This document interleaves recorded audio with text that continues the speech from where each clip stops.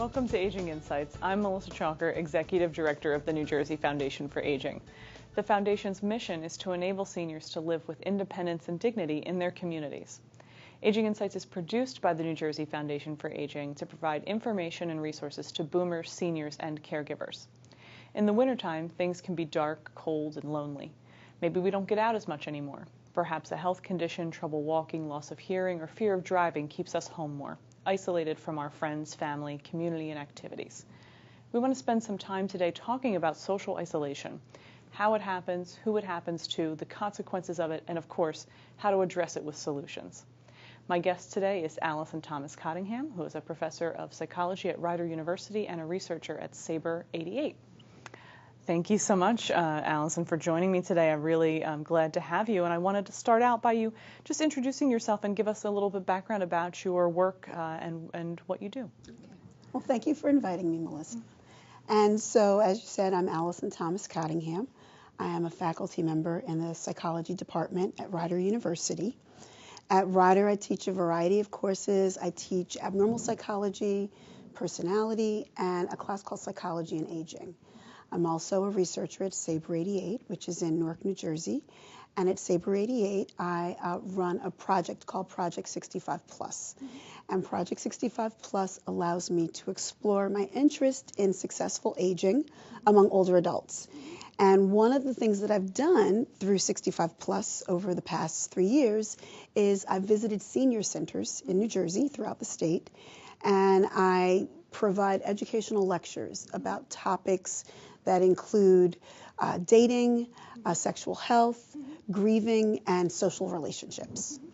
I think that's really great that you're not only using this information that you have to teach the future generations of healthcare professionals who will need to learn how to deal with a growing older adult population, but you're also connecting directly with seniors and providing them with information and then using that to inform what you do going forward. So I think it's really great that you're here with us today to give us some of that knowledge that you're sharing with these other groups as well. So as you probably know, research has shown that social isolation can really be detrimental to someone's health. And so can you explain to us a little bit of why that is, and especially how it affects older adults? Well, so we know that social isolation is as detrimental to older adults' health as smoking, being obese, or being physically inactive. We also know that older adults who report being socially isolated are more likely to die sooner than older adults who do not report being lonely. Older adults who report being lonely or socially isolated also are more likely to see declines in mobility and also are more at risk for mental health issues like depression. Right. I think it's so important for us to bring this into the awareness and let people know that, this may be why they're experiencing or feeling that way and how it can be bad for their health. And so we've talked about why it's bad, but we haven't really told people what social isolation is. So maybe we could back up a little bit and explain that to folks, give them a definition. Certainly. So social isolation is, it's interesting because people talk about it, but we are not quite always on the same page. And so when we look at the research, researchers typically look at social isolation, and there are two components to social isolation. Social isolation. There is social disconnectedness, which is an objective measure, and it is simply the number of contacts and the frequency with which people have social contacts.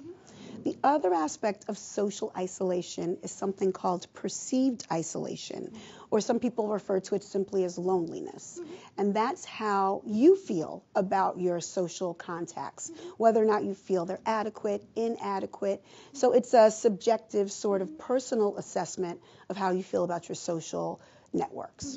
So, I mentioned in the opening of the show that if you have a little bit of trouble getting out and you're not feeling as well, that you might not go to as many social events as you used to. Right.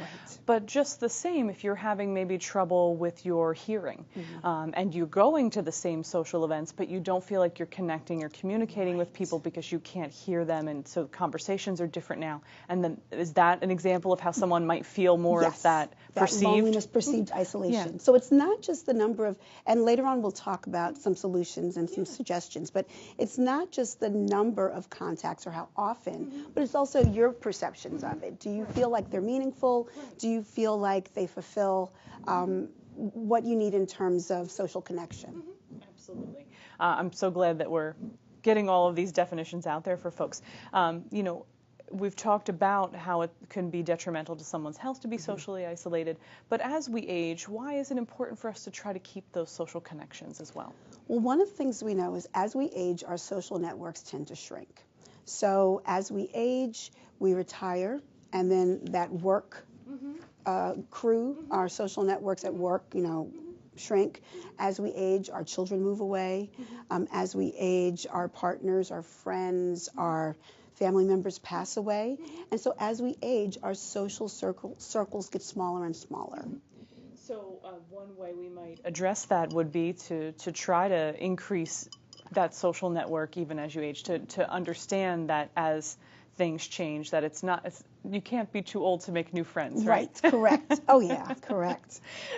And so because we've been focusing on this in terms of the older adult population, why, in addition to the loss you've just talked about and those changes, why else might a senior be more susceptible to social isolation than others? What are their risk factors? Well, there actually are a number of risk factors. And before I start to talk about the risk factors, I just want to throw out a couple of caveats. One is, when we talk about risk factors, we are talking primarily in terms of relationship, not cause and effect. So just because you have a risk factor does not mean you are going to be socially isolated. Also, there are many risk factors, and I'm going to talk about some, but not all. The other thing to know is just because you experience one risk factor doesn't mean you're going to be socially isolated. So I don't want people to hear us talk about these risk factors and think, oh my goodness, I'm doomed. But there are factors that we know to be related to a higher risk of experiencing social isolation. One is living alone, which makes sense. If you're living alone, you don't have those convenient social connections that people have who live with roommates or partners. Another, interestingly, you mentioned this, is impairment.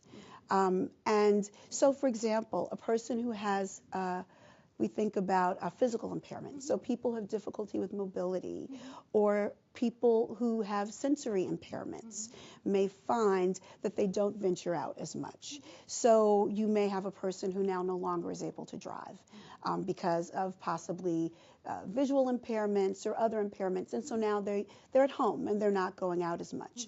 Or you may have a person, you mentioned this, a person who has difficulty hearing, who says, you know what, I don't want to go and play bridge with my friends because I can't hear what they're saying. And so it's not enjoyable for me. And so impairments place people at greater risk for social isolation. Another one is low income. Older adults who have limited resources, makes sense, are at greater risk of social isolation. It could be that they have situations where they live in neighborhoods where they have concerns about their safety, and so they don't feel comfortable venturing out because of safety concerns. It could be that they have living conditions where their homes are not handicap accessible, and so they can't go out because it's not easy for them to get out. Another risk factor is geographical location or geographic region in which one lives. We often think about social isolation and we think about rural locations. So we think of older adults who live in rural areas who don't have access to public transportation, and we think of them as being socially isolated. But we also see social isolation among older adults in urban settings. And that can be, again, for the same reasons I mentioned. Maybe my building doesn't have a ramp, and so it's hard for me to get in and out with my wheelchair, or there's no elevator, and walking up and down the stairs is a challenge. And so it's just important to know that social isolation can occur when you are in the midst of many people, as older adults who live in urban neighborhoods can experience social isolation as well.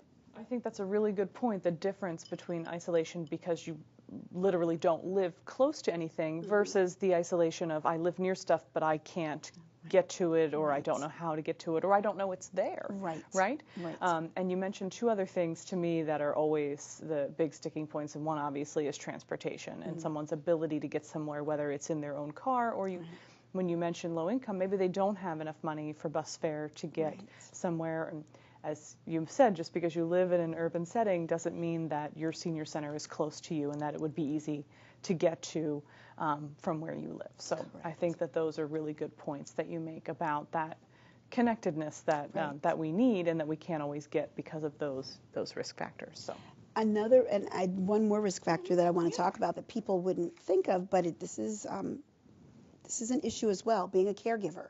So again, you think if someone is living with someone, then that's a social outlet, right? I live with my spouse and we're together, and so I'm not lonely. But being a caregiver can be incredibly isolating. Caregivers for people with long-term illnesses may feel a sense of, yes, there is a person here with me, but that person's unable to provide social support, or the social contacts that we have are not of the quality that I crave. And so caregivers may find that the only social contacts they have are either with healthcare providers who come in and out to provide services, or they're with family and friends who may visit infrequently, or their visits may be inconsistent. And so people who are caregivers are also at great risk of experiencing social isolation. Another very good point, in a population we might not think of when we talk about this. So I think it's great that you bring it up, which takes us to solutions and how do we address social isolation for older adults and caregivers and others who might be at risk? There are lots of wonderful programs out there to address social isolation. And so I'm going to talk about, before I talk about the programs though, I just want to say there are 3 strategies that are often recommended to address social isolation. And so the older adult who is concerned that they're feeling socially isolated, or maybe they're concerned that a loved one is socially isolated, 3 things to think about. One thing is to try to improve the quality of the social relationships that you have, to increase the frequency of social contacts, and to increase the size of your social networks. So those are 3 things to think about. And like I said, there are a bunch of programs out there. Some programs deal with social isolation on a one-on-one sort of situation. So there are programs where older adults have opportunities to have some sort of meaningful social interaction, one-on-one. Meals on Wheels is a great example of a program that does that. And their tagline, I think, is Meals on Wheels. It's more than just a meal. And when the meal is delivered, it's not just the meal is dropped off and the person leaves, but there then is an opportunity to have a conversation, what's going on in terms of current events, how's the weather, and so that's an opportunity for a one-on-one social interaction for someone who may not otherwise have contact with people. For those homebound individuals we talked about who don't have the availability to get out, this is someone who's coming to them for the purpose of a meal, but as you said, it can also provide that social interaction. Right. Another wonderful program is through Contact. Contact of Mercer County offers a program called Reassurance. And that program provides older adults who are homebound, who are living at home and are unable to get out regularly, with a daily phone call. So once a day, they receive a check-in phone call. And again, it's an opportunity to connect with the outside world that's incredibly meaningful. There also are programs for older adults who can get out. AARP offers all sorts of wonderful programs, and they have 2 programs that promote social engagement. One is called Create the Good, which is a program where older adults complete an online survey. They indicate what their skills are, what their interests are, and then based on that information, AARP makes recommendations for good fit volunteer opportunities. So you like to cook and you like to work with children. Oh, there's this great after-school program where you can provide after-school snacks. There's another program that AARP offers called Experience Corps, where older adults are trained to serve as teachers and mentors for children. And that's a nice program also because it provides intergenerational social engagement, which is really nice. Just a little aside, you know that not everyone, has an opportunity to interact with people of varying ages, and there's such a value in children having chances to interact with older adults. Maybe their grandparents aren't nearby, and older adults interact with children. So it's nice because it's intergenerational. There is a national campaign sponsored by the Centers for Disease Control and Prevention, which is called Are You Engaged? Which it's basically a campaign to, again, encourage social engagement. And they recommend all sorts of wonderful things that older adults can do to get themselves out there and to get engaged. They recommend that older adults take classes at a local college. And I know, for example, Rutgers offers, they have a program called the Senior Citizen Audit Program, Senior Citizens Audit Program. And so for adults who are 62 and older, they can audit classes at Rutgers for free. And so again, that's an opportunity to go learn something new, interact with some folks that you may not otherwise have a chance to spend time with. Other suggestions from this campaign from the CDC are things like join a gym, join a book club, find a hobby. Once you find a hobby, then you can find a place where people who engage in that hobby hang out. So I am a knitter. And I know that I can go to any knitting store and find a group of people sitting and knitting, and I can just engage. And, also there are opportunities at your place of worship. So many volunteer opportunities at your place of worship. You can get involved in the musical ministry, or you can get involved in volunteer opportunities. So again, the idea is to increase your social network size, increase the frequency of contacts, and to improve the quality of the relationships that you have. I think that's all really very comprehensive and good information. And you mentioned some specific programs that are helpful. And I think it's important for us to remind viewers that if that particular program doesn't interest you or it's not available in your area, the main goal there is to reach out to your community and find out what's available. If the gym near you is not to your liking or affordable, check out your senior center, right? Or your Y, or places like that. And if you're not interested in volunteering with children, maybe you could volunteer with other adults or with animals, right? So there are a variety of ways we can do that, because as you said, it's about increasing those contacts. And you can do that at any age, right? You don't have to wait. You can start right now in building that network, so that as things change in your life, you still have those folks that you can reach out to. There's a wonderful book by John Leland titled Happiness is a Choice You Make, and I have my undergraduates read it.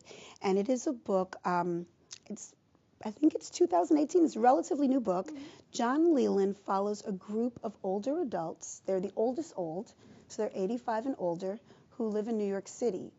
And he chronicles, I want to say like a year in the life of these people. But one of the things that he talks about is things that you can do as a younger person to make sure that your social networks never dwindle to such a point where you don't have anyone. And so he recommends making friends. When you're young, make friends and keep them, knowing that that circle's going to get smaller. And so I think that's a really good point. You're never too young to start. I often joke with my friends that I'm training now for the New Jersey Senior Olympics because they won't let me compete until I'm 50. So I'm training now so that I can compete when I'm 50. So that's the goal right there. Start early. Start early.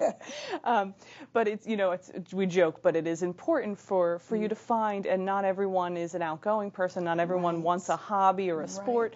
But there are other ways to find connections. And the more important thing is that there are resources and people out there who are willing to connect. So what can we as professionals, as advocates, as family members, as friends do to help those people who might not reach out on their own? I think one of the things that we can do as family members, as advocates, is connect. So, a phone call goes a long way. A text message goes a long way. So making sure that we maintain those connections. And I think also kind of helping people to realize that there are a range of resources. And so we've talked about programs that you can go out into the community and you can do. We've talked about programs where you can sit in your home and you can connect. So I think helping to educate older adults about the resources that do exist, because I don't know if people know. And the winter months are challenging, like you said earlier, because it's cold, it's dark, and it's so much, I don't want to say it's easier, but it's easier to stay at home. It's cozy, it's warm, it's safe, but it's important to connect in some way. And one of the things, something else that, something to think about with the winter months as well is the holidays. And the holidays are also a time when people can start to feel isolated. It was interesting. A few weeks ago, I went to a senior center to talk about the holidays and stress. And one of the women who attended the presentation talked about how she feels isolated in the midst of the dining room with her family because no one talks to her. Her husband has died, grandma sits in the chair, everybody kind of moves around her, and she feels isolated. And she's trying to find ways to reach out. So I think it's important to talk about it, to give our family members information, education, and to also reach out. And maybe at those holidays, if you notice that an older adult in your family is sitting alone, to make conversation and maybe not ask the things that everyone else is asking them about their medications or their health. Ask them if they watched a good movie recently or what are they watching on TV. Have they read a good book? Engage them in a conversation that's meaningful to them, right? Yes. I think these are all really great solutions, and I'm glad that you brought up the winter months because I did want to make sure that we talked about that and how that can be difficult. You also mentioned, and it goes kind of in with the weather and the seasonality of this, you mentioned earlier too that one of the things that can happen to someone who's socially isolated with their health is that it makes them more susceptible to something like depression or other mental health issues. And so we know that there are, in general, stigma with reaching out for help with those things. But in particular for older adults as well, they do still feel somewhat of a stigma in reaching out for help in that area. Is that right? That is right. It's interesting because, again, those who are socially isolated are at increased risk for depression. It's important to say that the majority of older adults are not depressed. It is the most prevalent mental health concern among older adults. But it's interesting because depression is less likely to be detected in older adults than younger adults. Older adults often will think, what I'm feeling is just aging. It's normal aging. And so I'm feeling this way, but it's normal aging. Or I'm feeling this way, but I feel this way because of the things that have happened in my life. I've lost a loved one. I live alone. And so they think it's just a reaction to life changes. And so they're less likely to seek mental health care. And so they're less likely to be diagnosed. So we want them to know, in addition to reaching out for just community, for engagement, for social purposes, that they shouldn't be afraid to also make that call if they're feeling a certain way, because talking to someone or getting help might make a difference in that, even if they feel like it's just normal for them. Right. Depression is a highly treatable condition. And so, yes, there is a stigma. There continues to be a stigma when we talk about mental health, but conditions can be treated. I think that's a really great point and a great stopping point for us. I do really appreciate you coming in today and explaining all of this to our viewing audience, and I hope that someone sitting at home watching this feels like it's helpful to them and helps them to engage in their community and make some more meaningful social connections. So thank you for joining me today. And thank all of you for sharing your time with us today as well. Aging Insights is produced by the New Jersey Foundation for Aging and is made possible by donations to the foundation.